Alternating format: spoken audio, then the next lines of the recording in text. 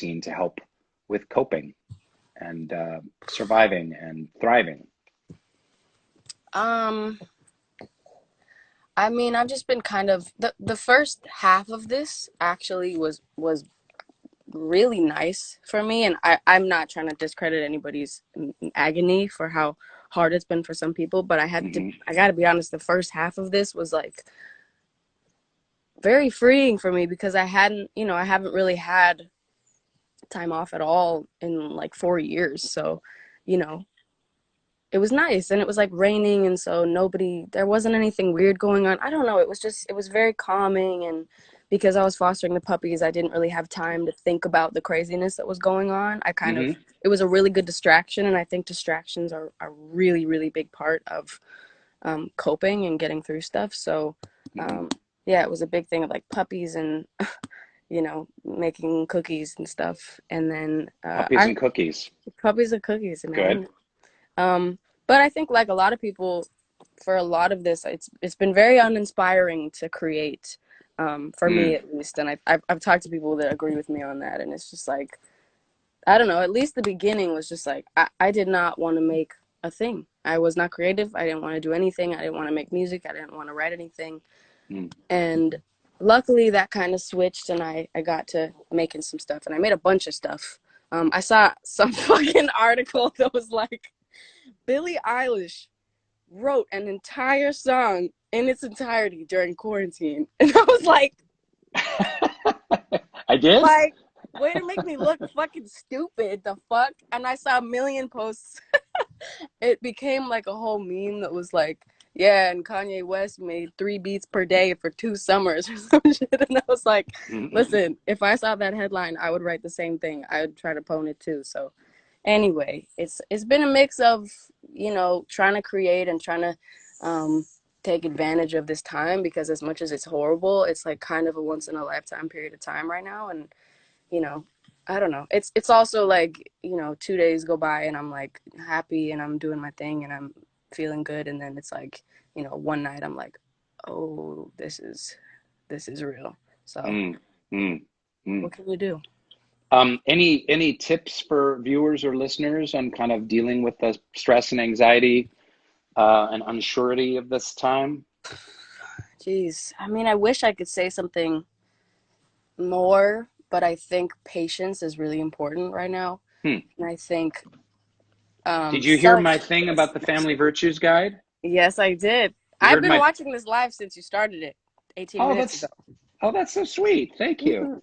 Um, and for those who are just tuning in, who are Billy fans, this is at Soul Pancake. It's a company I co-founded for inspiring, uplifting media. We make stuff that matters. It's a participant media company, and this is a show we've been doing every day during the quarantine called Hey There Human, connecting human beings. I interview random human beings from the internet.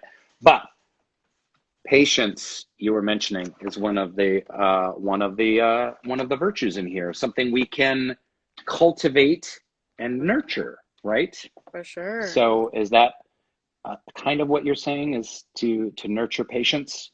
100%. And I also would say, you were talking about how you went through a phase of having really bad anxiety and some depression. And I would say that when anybody's asked me about how I went through that and I got through that stage of my life with a lot of depression, it was the only thing that I've ever felt um, isn't bullshit coming out of my mouth when I answer that question is just patience, like just having patience in yourself and Hmm. with the world. And it's weird, you wouldn't think how strong it can be, but it's really important and it makes a big difference. And Hmm. especially right now, all we can do is wait. The only thing that's going on right now is time. So it's Right.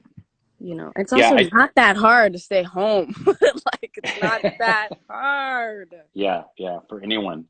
Yeah. I drove by. I My wife and I are moving in this summer, and Mm, had to run an errand, and there was a some muffler shop or something like that, and it had a big banner in front, and it said like, "This too shall pass."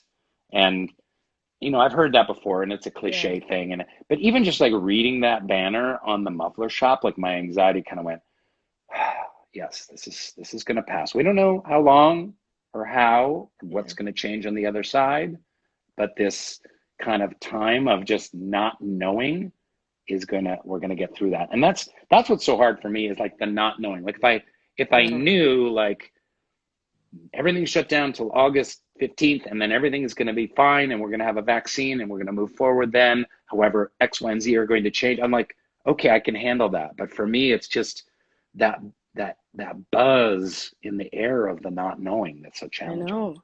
It's rough. I mean, I feel like human beings live off of knowing what's coming next. You know, I feel like a lot of people don't do things because they don't know the outcome. And Mm-hmm. I mean, that's like the most common thing I feel like in people is just, I don't want to do it because I'm not sure how it's going to end, you know? Mm-hmm. And I fully agree with you. And also that sentence is too good. I love that it got you in that moment, because it Yeah, I was gets me just too. driving down the 101, and it kind of hit me, and literally my shoulders went down like So two true. inches, and just but let's get to some more important stuff here, because I got some Dwight trivia for you. Oh, It's gonna yo, kick your hit me. ass. Hit It's gonna me. kick your ass, Eilish. Mm-hmm. Ready? Mm-hmm. Here we go. Let's see what you got. What is the name of the book Dwight purchases for information on hosting a garden party? And who is the author? You need to leave the room, Mom. I'm focusing. What? You need to leave the room. I'm focusing. Mom. I'm focusing. Sorry. What is this? Oh. Mom. Before I answer this, my mom came in here with this written on a piece of paper, and it says, "Helping others helps." Signed, Maggie Baird. It's true. Helping others does help. Thank you, Maggie. Well, you know she's watching this in the other room. Oh, that's sweet. Okay, That's anyway, sweet. let me Thank answer you, you. Maggie. So Jim's garden party book for Dwight is, I know that it's by James Trickington, right? Good, good, because it's a two-part question. Excellent. Yes, and then the name of it, it's like I think it's like a very plain name. It's like, Yes. isn't it like literally how to throw a garden party 101 or some shit? Yeah. Like It's very close. The ultimate guide to throwing a to garden throwing party. a garden party. Yeah. That's right, the ultimate guide. See, so I So wasn't far off. I was not you were far off. very close. Very close. What can 1,000 Shroot Bucks be redeemed for? Oh, wow, you're going so deep into this. Well, I'm not. 15 times. 15 times. You should know these. Repeat the question. Oh, please. You don't get a Repeat it. Repeat What the can question. 1,000 Shroot Bucks be redeemed for? Oh my God. Okay, we got to move on. No. What's interesting about this is that if I was to watch that episode, I could probably like recite the lines of that scene. Right. But then for like when you phrase it differently, it's confusing. So 1,000 Shroot Bucks can be redeemed for oh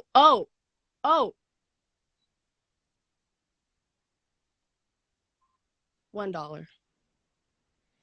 No. 5 extra minutes of lunch break. Fuck. This is so embarrassing. Who used to sit at Dwight's desk? Packer. Yes. What 2 instruments does Dwight play on the show? He plays guitar and ukulele. Wow. What you mean? You do play ukulele. You whiffed that. I never played ukulele. Oh my God. What did he play green sleeves Pam's, on? okay. Green sleeves. Oh. Was it a recorder or a flute? Recorder. Well, I think the ukulele was in my brain because Pam says, I thought his ukulele skills would transfer, that you thought your ukulele skills would transfer when you're playing guitar.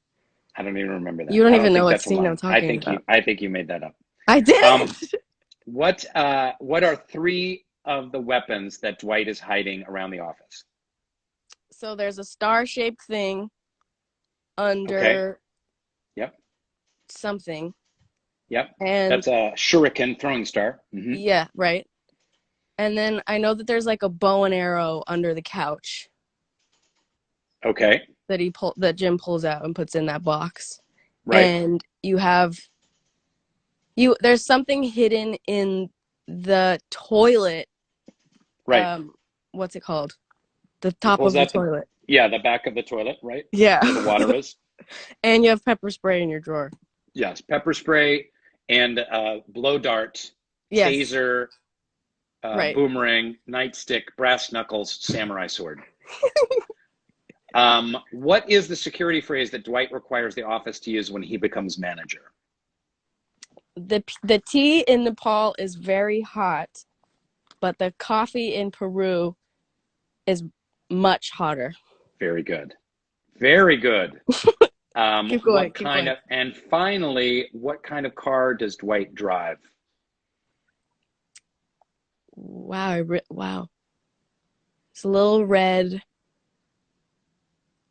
Andy drives an X-Earth. Xterra, yeah. Yeah. And you Yep. drive, oh God, you talk about it in the elevator. A damn. Now I'm on the spot. I'm so embarrassed. Fuck. So it was a 1987 Pontiac Trans Am. You Right. really, I think you need to watch the show a 16th time, and I think you need to get ready for some more. No, but you want to know something though? Since the What's interview that? I did with you about the quiz, Yeah. every time I watch it, I like note things now.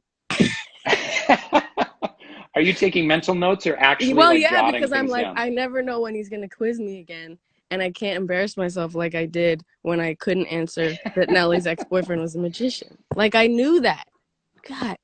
It's hard. Under pressure, it's really hard. It's really, it's very, that's what she said. Sorry. So boom. And tell me one thing. I have another question for you. You presaged this entire event. Do you know the word presaged? I'll explain it to I you later. don't. It's a preview, a premonition. You wore a mask to the Grammys. I was Oh just yeah. realizing that like 3 months before the quarantine. Yeah. You know, there's a lot of conspiracies out there, but I don't know that Billie Eilish having started the coronavirus is one of them. So maybe we need to get something like that going. Shut up. I Um, what? I But do. I what? know. I've been wearing masks as like a fashion element for like years and Oh, no years. kidding. Yeah. Wow. So yeah, it's not. I have like an entire drawer of them. So I'm doing good. When I go out, That's I'm good. Yeah, that's fantastic. If you Well, want some, I got you. that's what made you, what inspired you to have a mask as a fashion accessory?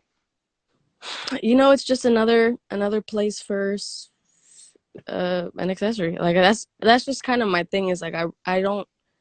There's always another place for an accessory. Like you can always wear a hat or a bandana or an earring or a face mask or a scarf, or like the more accessories, the more satisfied I feel. Like when I don't, for instance, that outfit at the Grammys, I wouldn't have felt comfortable without a mask. That's fantastic. So I got some other accessories that you could try, Oh and I yeah? haven't seen you in. Uh-huh. One, earmuffs. Oh. Two, a monocle, like Mr. Peanut. Yeah, Think about it. for sure. Also, what about a tri-cornered hat? You know, like the founding fathers in Hamilton. Listen, let's go. Can I speak to your stylist about some of these Sure, sure. potential options? Yeah, let her know. Let her know. Okay, excellent. Um, uh, young William, do you have any final thoughts or questions for me before I let you go on about your day to play with Shark and with Maggie? Well, I want to say thank you for having me on this. I'm incredibly honored to ever speak to you ever. I'm Oh, come I on, you love silly you. goose. So, Oh, that's very uh, sweet. Thank you. but also, to everybody watching, be patient with yourself, with the world. Um, you know, we're all healing, even though every situation is relative. somebody's always going through something worse than you, somebody's always doing better than you, and it doesn't matter because you are important and how you feel is important, and that's how I feel. And yeah, it's a weird time, so it's okay to not get anything done, and it's okay to want to get a bunch of stuff done. Don't put pressure on yourself. Just make sure that you are maintaining your happiness and strength as a person. So that's all I Well, guess. that is beautifully and profoundly said, and that is a great sentiment to share. That's exactly what people needed to hear. So thank you for your wisdom. I know you're like 11, but you're so wise beyond your years. Um, Thank you. I hope to talk to you later, and give my love to your wonderful family, to Maggie.